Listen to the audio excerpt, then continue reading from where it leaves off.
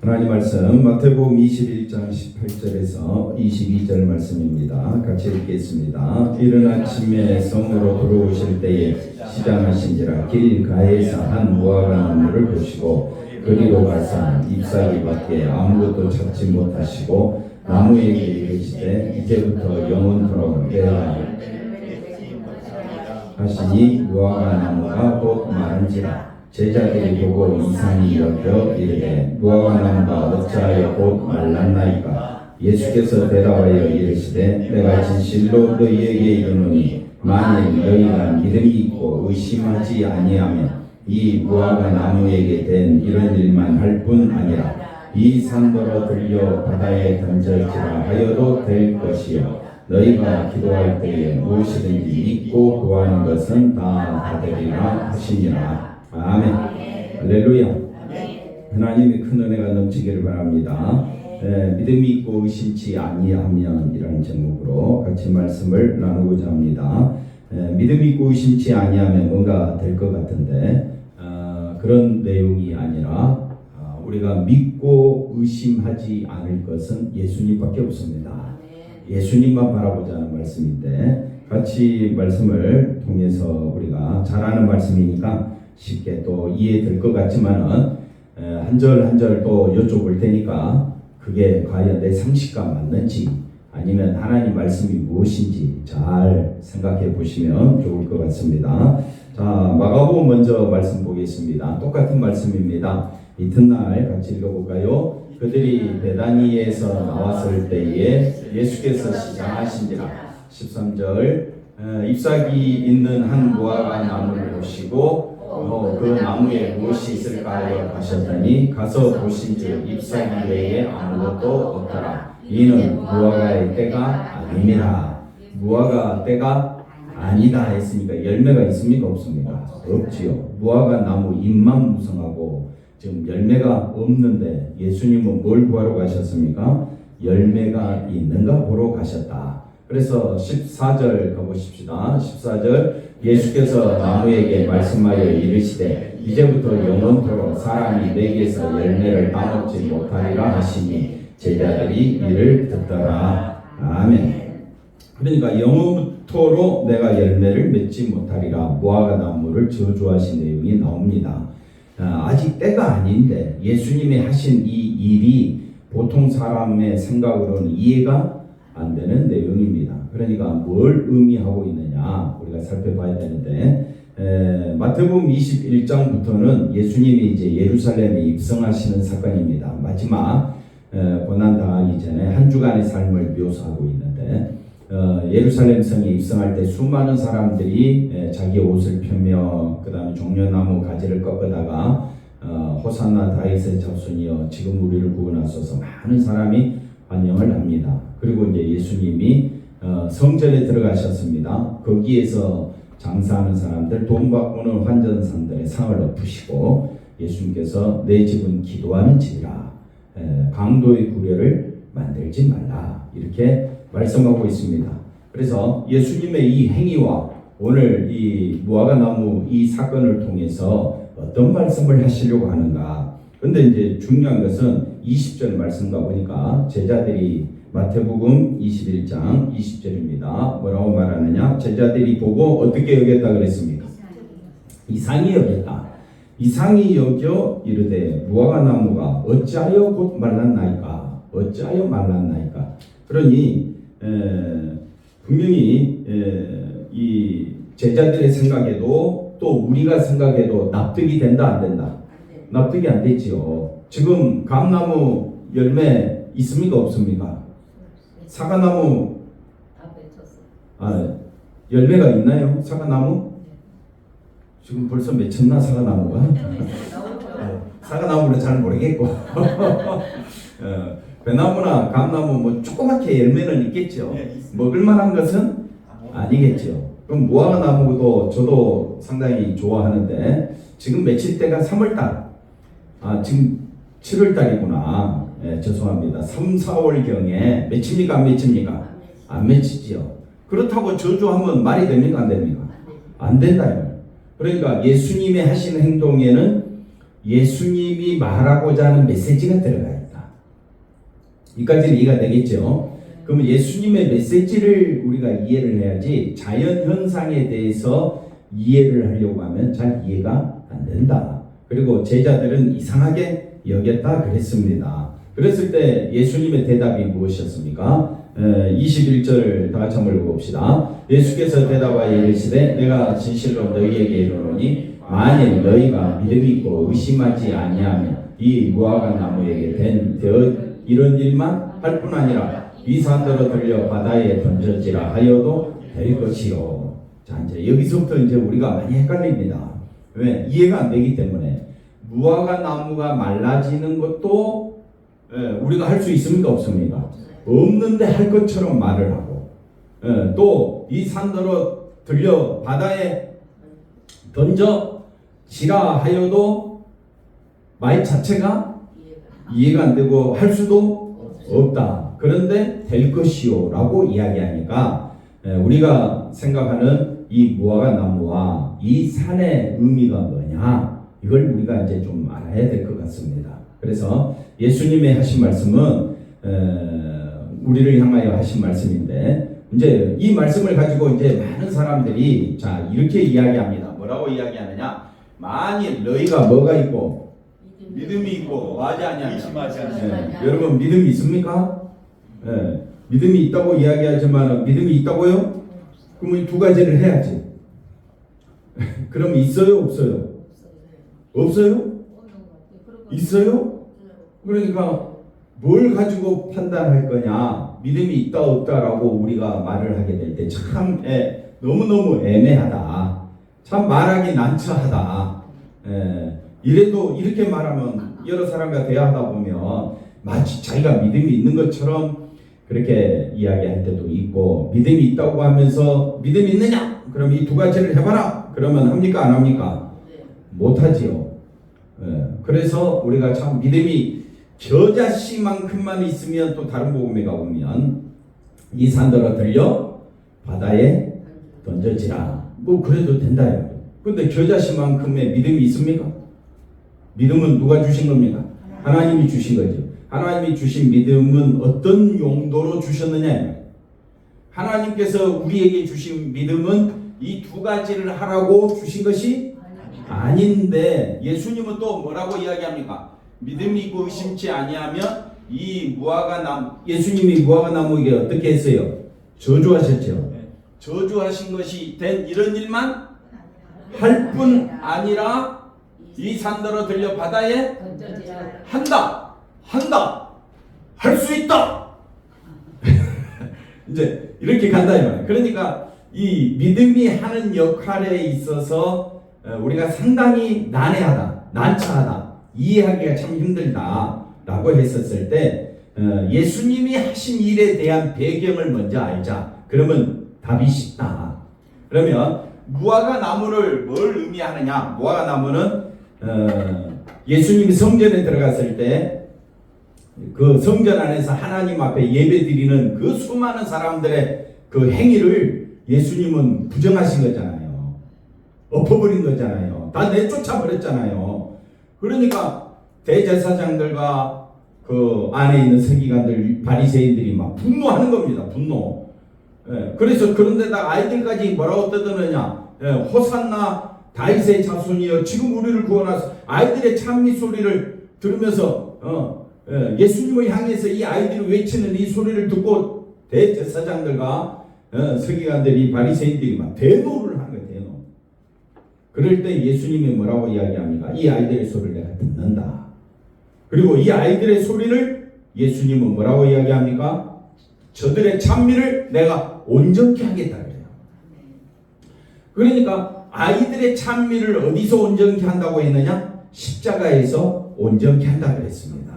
제가 지난주 그렇게 말씀드렸죠. 그러니 예수님이 하신 말씀의 완성은 어디서 완성이 되느냐? 십자가에서 완성이 된다.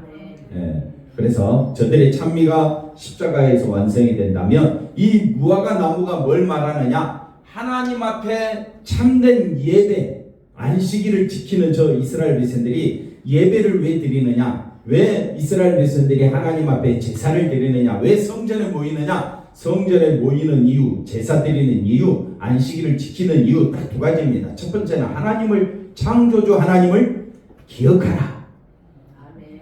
기억나지요? 기억난다고 해주세요. 왜 안식일을 지킨다고 했습니까? 창조주 하나님을 기억하라. 두 번째는 출애굽할 때에 너희들이 어떻게 출애굽했느냐 그걸 기억하라는 거예요. 그게 유월절을 지키는 거고, 그 성전에서 제사 드리는 목적이 우리를 이 죄 가운데서 건져 주옵소서, 내 죄를 씻어 주옵소서. 그게 성전의 기능이다 이 말입니다. 죄 용서의 기능이 뭐라고요? 성전의 기능. 근데 예배 드리는 목적은 하나님 내 죄를 용서해 주옵소서. 죄 씻음 받는 곳이 어디냐? 성전의 기능이다. 그러면 이스라엘 백성들이 지금 여기에 나오는 이스라엘 예수님이 예루살렘 성에 들어갔었을 때 그 성전 안에서 예배드리고 하나님 앞에 유월절 지키는 그 수많은 대제사장들과 바리새인들이 예수님의 죄 씻음에, 하나님의 죄 씻음에 관심을 가지고 제사를 드렸느냐라고 봤었을 때는 죄 씻음에는 관심이 없고 어디에만 있느냐? 형식에만 있다. 형식. 제사 드림으로 다 된 것처럼, 하나님 앞에 나와서 성전에 와가지고 예배 드리면 다 된 것처럼, 내가 교회 한번 나와주면 다 된 것처럼, 그것이 무화과 나무다 이 말입니다. 열매가 없는 잎사귀만 무성한 뭐라고요? 무화과 나무는 뭘 의미하느냐? 형식적인 예배를 드리는 이스라엘 백성들, 다시 말하면 생명이 없는 이스라엘 백성들, 그러니까 저주받는 이스라엘 백성이다 이 말이에요. 하나님 앞에 우리도 예배드리러 나오지요. 예배드리러 왜 나옵니까? 첫 번째, 창조주 하나님을, 하나님의 은혜로 내가 살고 있고 하나님의 은혜로 내가 존재하고 있습니다. 내 생명은 누구의 것? 하나님의. 그 고백하고 나오는 거예요. 왜 예배드리러 나오셨습니까? 두 번째는 예수님의 보혈의 피가 보배이기 때문에, 예수님의 피 아니고서는 나는 아무 가치가 없다는 것을 고백하기 위해서, 그래서 그 예수님으로 인하여 기쁘고 즐거운 날을 보내기 위해서, 그 날이 안식일이고 주일이다.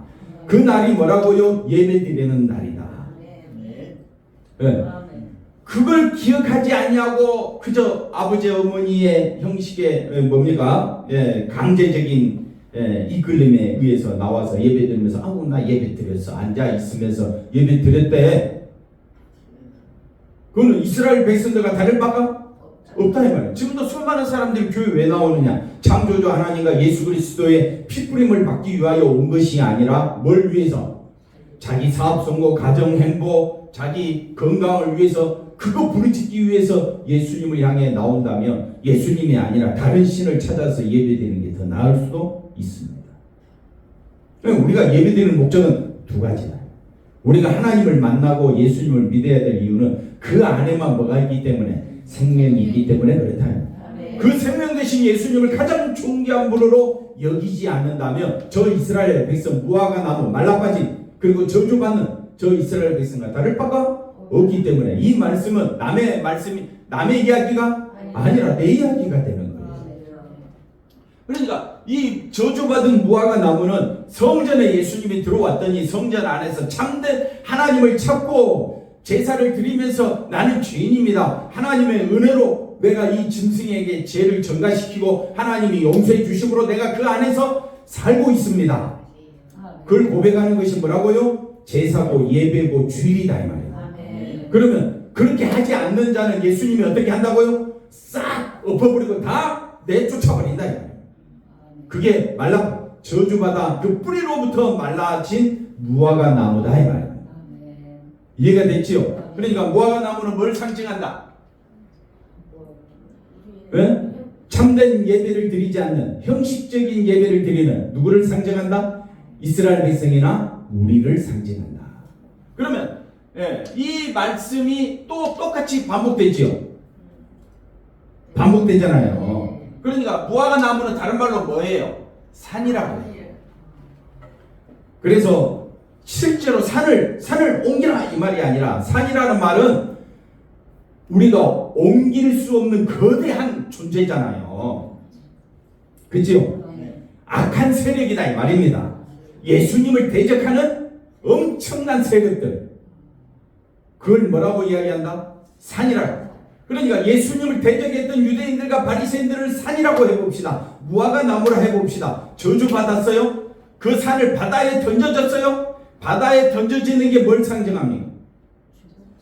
죽음, 다른 말로 또 심판이라. 산을, 이 거대한 세력을 어떻게 바다에 집어 던진다는 말은 뭘 상징한다? 심판을 상징한다. 실제로 하라는 말이 아니라 실제로 옮길 수 있는 사람이 누가 있습니까? 지금까지 믿음 있는 사람 치고 그런 일을 한 사람이 있습니까, 장로님?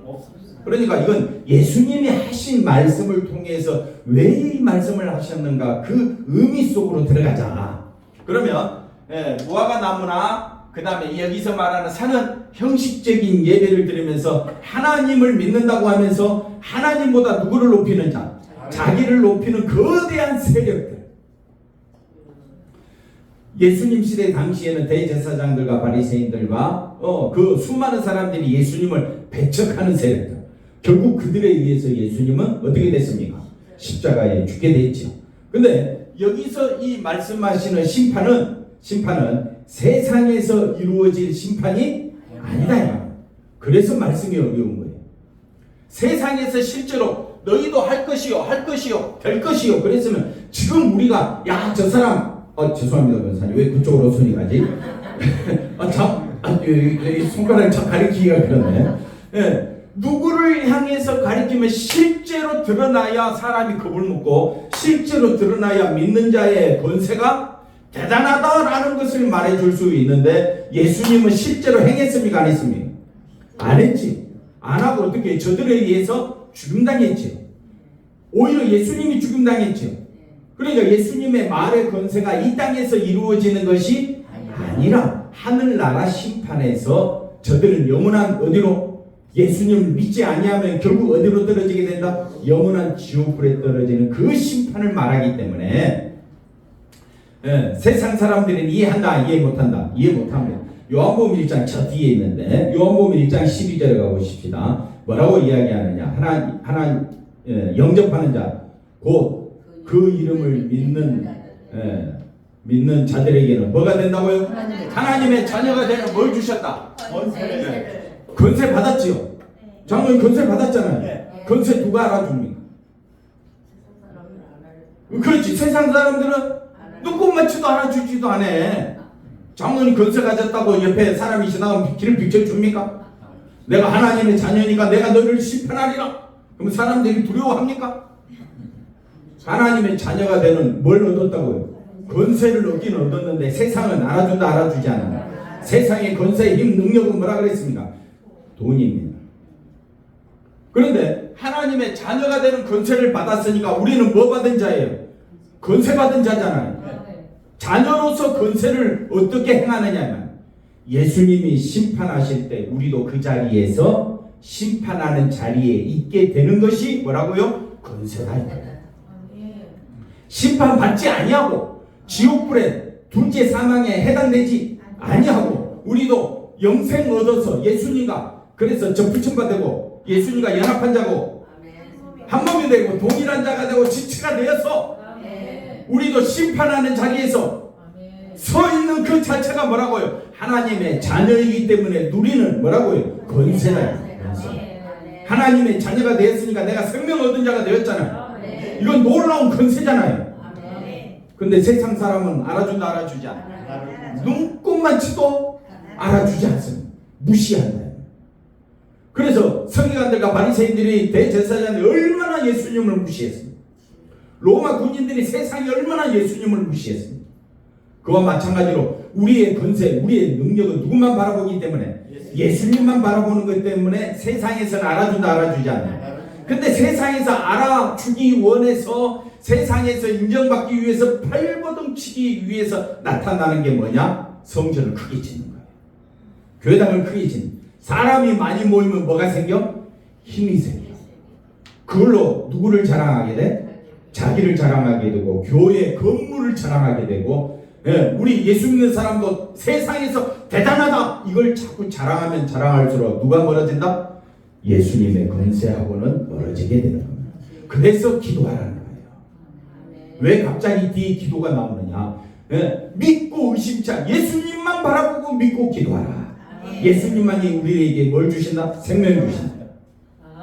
우리로 하여금 하나님의 자녀가 되게 하신다. 그래서 우리는 누구만 바라봐야 되냐? 예수님만 바라. 그게 권세다. 근데 세상은 인정하지 않는다. 맞죠?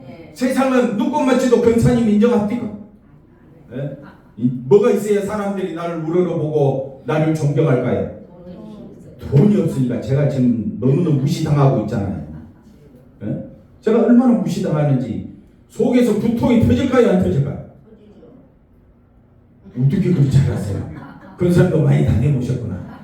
돈 없으면 무시당하, 힘이 없으면 무시당하, 학력이 없어도 무시당하, 가진 것이 없으니까, 배운 것이 없으니까 또 세상이 말하는 어떤 줄을 잡지 못해가지고 우리가 무시당할 때가 얼마나 많습니다. 그러나 예수님은 사랑하는 제자들에게 뭐라고 말합니까? 오직 너희들이 아까 다시 말씀 한번 읽어볼까요? 21절 자, 너희가 예수님만 바라보는 믿음이 있고 의심하지 않아. 그런데 제자들은 예수님 십자가 달릴 때 어떻게 됐습니까? 도망갔죠. 예수님을 베드로는 어떻게 했어요? 심지어 세 번이나 부인하고 또 심지어 저주까지 했잖아요. 뭘 모르는 척해요. 암시롱. 그러니까 제자들도 성령이 아니고는 믿을 대상이 아니다. 오늘 우리도 똑같다 이 말입니다. 오늘도 우리 안에 12제자에게 500여 형제에게 성령이 임하신 것처럼, 그래서 우리 가운데 누가 임하시면 성령이 임하시면 우리는 누구만 바라보게 되느냐? 예수님만 바라보게 됩니다.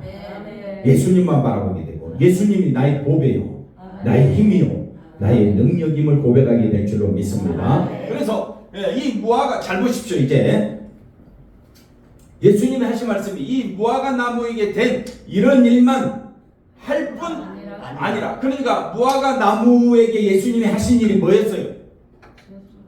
심판이었잖아요. 그러니까 우리는 예수님과 한 몸이 되었고 연합한 자가 되었고 전분제가 되어서 우리도 예수님과 하나가 되었잖아요. 그러면 우리도 뭘 할 수 있다?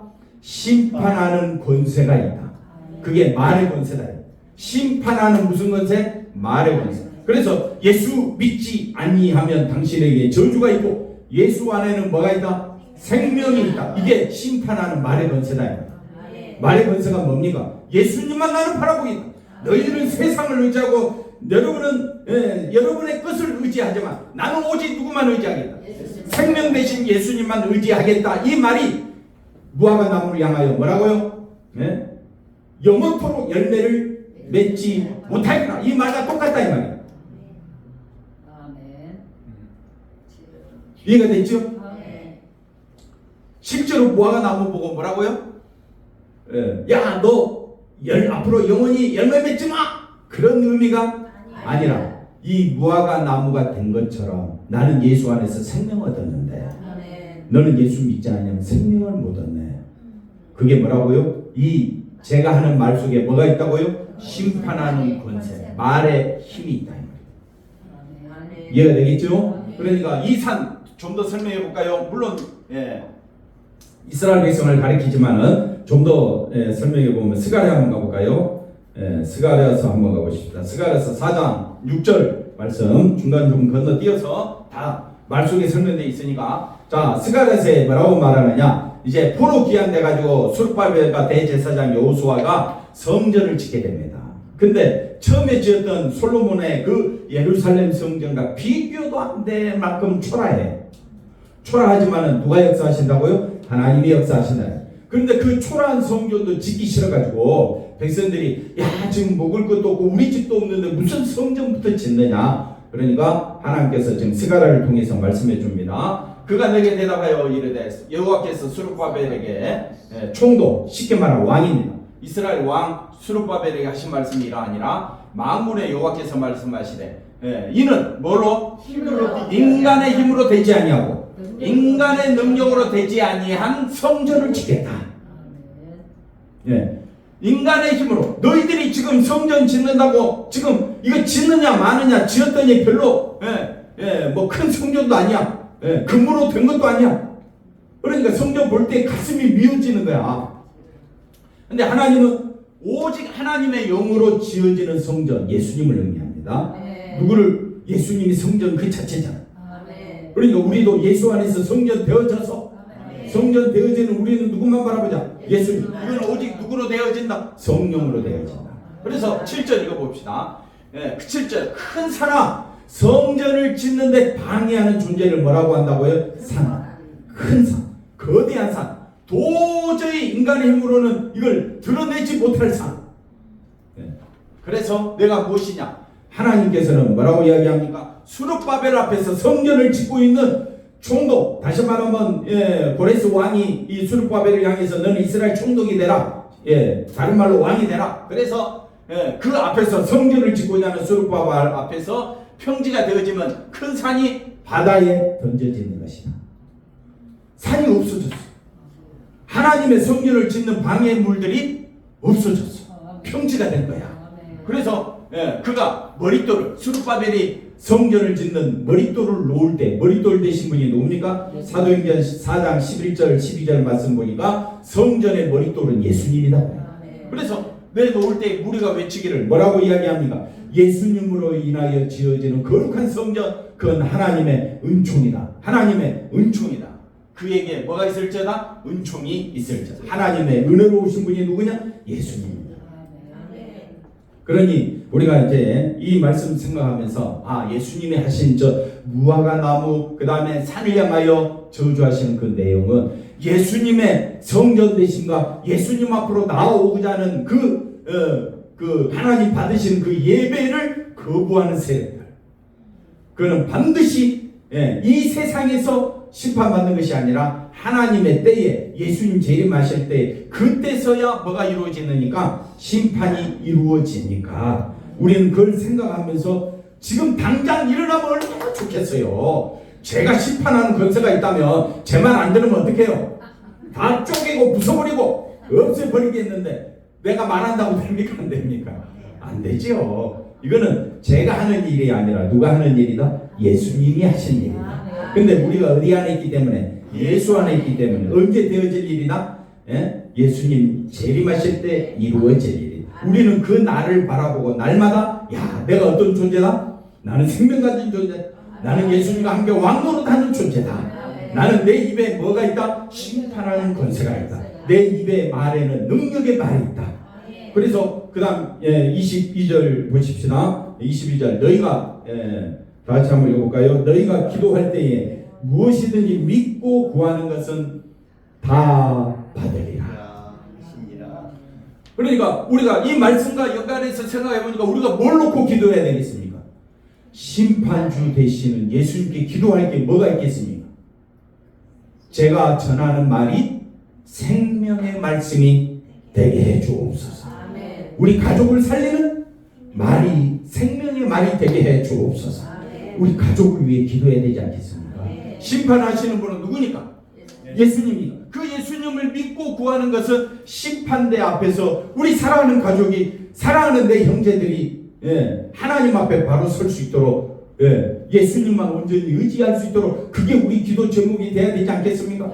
이것만 했을 때 우리가 이제 잘 이해가 안 되는데 마가복음 제일 마지막에 마가복음 11장 20절을 보십시오. 뭐라고 설명되어 있느냐? 자, 베드로가 이제 이렇게 이야기합니다. 그 다음 23절 넘어가서 자, 똑같은 말을 해줍니다. 24절 설명했으니까 자, 내가 너에게 말하는 무엇이든지 기도하고 구하는 것은 뭘로 여기라? 받은 줄로 여기라. 그리하면 너희에게 그대로 되리라. 그러면 뭘 받았어요? 뭘 믿고 기도했길래? 그랬을 때 답이 어디 있느냐? 답은 성경에 있어요. 그래서 나오는 말씀이 25절 뭡니까? 서서 기도할 때에 우리가 기도하고 받을 응답의 내용이 뭐냐? 혐의가 있거든. 뭐하라?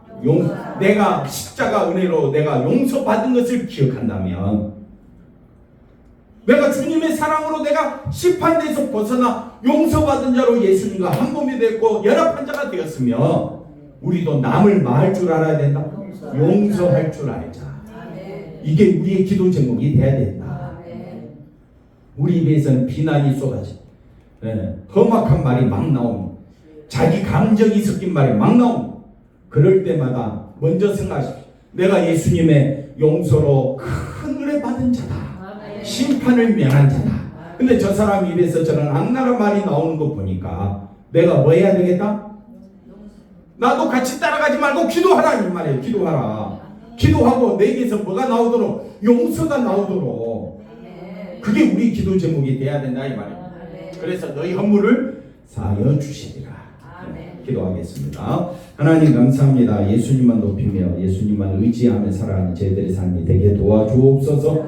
예수님의 권세 있는 말씀에 우리도 그 권세의 말을 따라 아버지 하나님, 우리가 얼마나 큰 용서를 받았는가 생각하고 이제 우리도 용서하며 주님의 은혜만 나타내는 십자가 군변들 다 되게 도와주시옵소서. 감사하고 예수님의 이름으로 기도하옵나이다. 아멘.